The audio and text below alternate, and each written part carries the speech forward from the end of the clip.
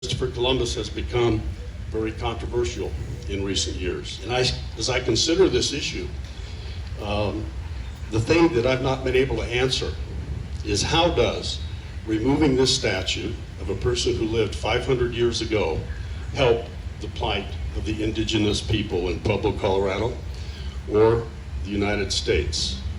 I think our time, energy, and efforts would be better spent on trying to improve their lot, which I don't see happening by removing the statue. I'm not going to defend Christopher Columbus. To me, he was an explorer and a navigator who brought Europeans to Americans. In a sense, he was the first immigrant. To others, Christopher Columbus was a genocidal rapist. There have been calls to take down the statue.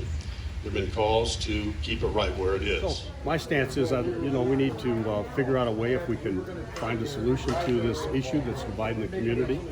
I'm not sure we can. And I'm not sure that there's anything the city can do about it at this point or should do about it at this point. I mean, this is obviously important to a large segment of the community who put it up 115 years ago and has maintained it since that time.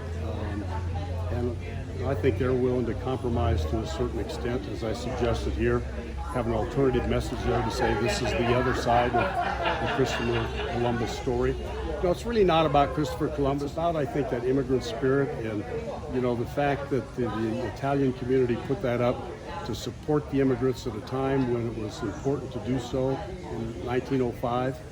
And that's, Pueblo, as I said, was built by immigrants who came from all over the world to make steel that built the American West, and we've been very tolerant. And this whole controversy says, well, you shouldn't be honoring that person. It's not for us Bojans or Slovenians to tell the Italians who they should put up there.